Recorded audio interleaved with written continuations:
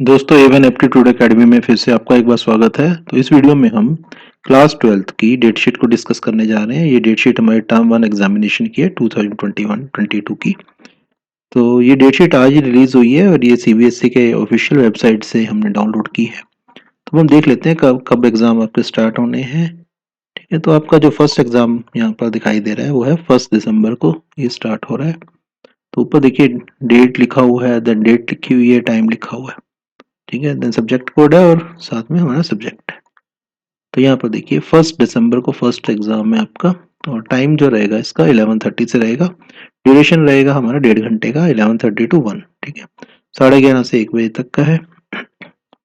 तो सबसे पहला जो एग्जाम है वो है हमारा सोशियोलॉजी का।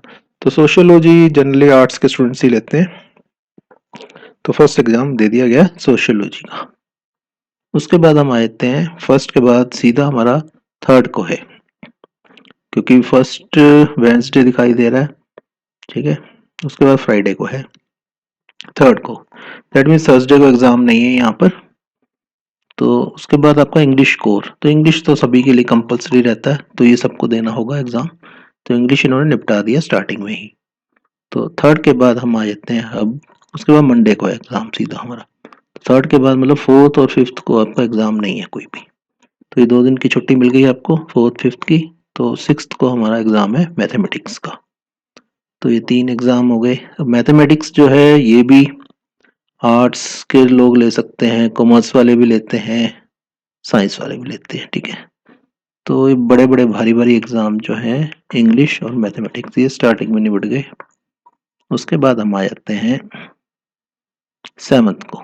तो सेवन्थ को आपके पास फिजिकल एजुकेशन है। देखिए फिजिकल एजुकेशन भी है, जो ये भी हमारा इंग्लिश की तरह से ही काफ़ी स्टूडेंट्स लेते हैं प्रैक्टिकल की वजह से। तो इसको भी निपटा दिया गया है शुरू में ही सेवन्थ को। उसके बाद आता है सेवन्थ के बाद देखिए एट्थ है, अब छुट्टी नहीं है कोई भी। तो यहाँ पर देखिए बिजनेस स्टडीज। तो बिजनेस स्टडीज जो है ये कॉमर्स के स्टूडेंट्स का एग्जाम रहता है। तो ये एट्थ को हो गया। उसके बाद एट्थ के बाद फिर नाइन्थ को भी एग्जाम।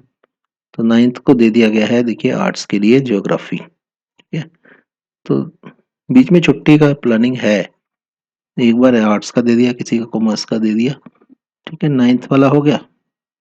अब हम देखते हैं नाइन्थ के बाद हमारे पास टेंथ को भी एग्जाम है। तो टेंथ को फिजिक्स है, मतलब ये साइंस वालों का आ गया, नॉन मेडिकल मेडिकल। तो टेंथ को आ गया फिजिक्स। उसके बाद हमारे पास जो है इलेवेंथ को भी एग्ज़ाम है। तो इलेवेंथ को जो एग्ज़ाम आ गया वो आ गया हमारा साइकोलॉजी। ठीक है, तो साइकोलॉजी जनरली आर्ट्स में चला जाता है। तो ये इलेवेंथ में आ गया। आगे देख लेते हैं हम इलेवेंथ के बाद ट्वेल्थ को है या नहीं है। देखिए ट्वेल्थ को दिखाई नहीं दे रहा, थर्टींथ को है सीधा फिर। तो थर्टींथ को है जो है ये कॉमर्स के लिए हो गया अकाउंटेंसी का एग्ज़ाम थर्टींथ को। फोर्टींथ को देखिए, तो फोर्टींथ को हमारा आ गया केमिस्ट्री, मतलब ये साइंस वालों का आ गया फोर्टींथ को। प्लानिंग अच्छी है। देन फिफ्टींथ को हमारे पास आ जाता है इकोनॉमिक्स। अब इकोनॉमिक्स जो है ना ये जाएगा हमारा आर्ट्स और कॉमर्स दोनों में। तो साइंस का था पहले, अब ये आर्ट्स कॉमर्स वालों के लिए हो गया। देन सिक्सटींथ को देखते हैं हम। तो सिक्सटींथ को हमारे पास आता है हिंदी। तो हिंदी में दो रहते हैं, हिंदी कोर या हिंदी इलेक्टिव। एक तो होगा आपके पास, अगर होगा तो इन दोनों में से। दोनों तो आप नहीं ले सकते ना। तो हिंदी का एग्जाम आ गया इसमें।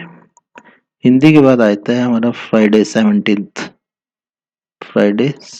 को यहाँ पर आ गया पॉलिटिकल साइंस। तो ये हमारा जनरली आता है आर्ट्स के लिए पॉलिटिकल साइंस। तो यहाँ छुट्टी नहीं मिली कोई भी 18th को। अब 18th को हमारे पास आ गया बायोलॉजी। तो बायोलॉजी हमारा साइंस और मतलब साइंस में भी मेडिकल के लिए। उसके बाद आ जाते हैं हम 18th के बाद हमारे पास है 20th को सीधा। तो 20th का जो एग्ज़ाम है ये है हिस्ट्री, आर्ट्स के लिए हो गया। देन है हमारे पास 21st। तो 21st में ये कंप्यूटर साइंस से रिलेटेड 2 सब्जेक्ट रहते हैं। तो इनका है 21st को। और लास्ट में हमारा 22nd दिसंबर। तो 22nd दिसंबर ये होम साइंस का छोटा सा एग्ज़ाम रहता है। तो ये हमारा कंप्लीट हो जाता है पूरी डेट शीट ठीक है, टर्म 1 की। तो टर्म 1 में आपको पता है एमसीक्यू बेस्ड ही रहेगा और 1.5 घंटे का पेपर आना है आपका। ठीक है, काफ़ी स्कोरिंग पेपर आएगा आपका। सेंटर भी अपना स्कूल ही रहने वाला है इस बार। टर्म 1 के लिए तो क्लियर ही है, सर्कुलर ऑलरेडी निकला हुआ है इसका।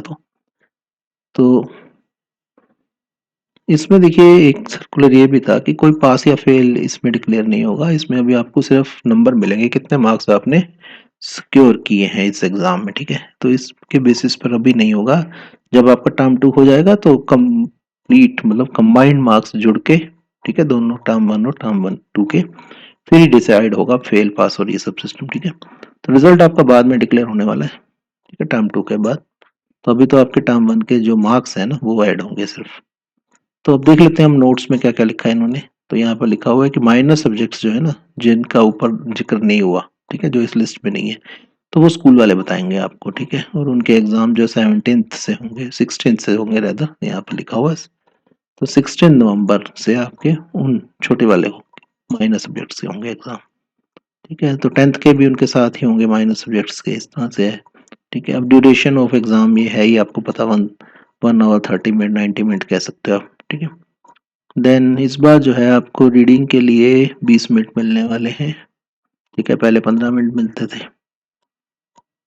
ठीक है, और तो इसमें पहले 10:30 स्टार्ट होता था, अब 11:30 स्टार्ट हो जाएगा, ये लिखा हुआ है। अपडेट कोई होगा तो आपको एडमिट कार्ड या स्कूल की तरफ से इंफॉर्मेशन मिल जाएगी। तो ये सब लिखा हुआ है इसमें नोट्स में। तो ये था आपका वीडियो क्लास 12th के लिए, जो आपकी डेट शीट आई है टर्म 1 की। तो ये आज ही आई है, ठीक है, और आज ही अपलोड हुई है सीबीएसई के साइट पे। तो हमने आपको बता दिया। तो वीडियो अगर अच्छा लगा हो तो इसको लाइक करें, चैनल को सब्सक्राइब करें। मिलते हैं नेक्स्ट वीडियो में। जय हिंद, जय भारत।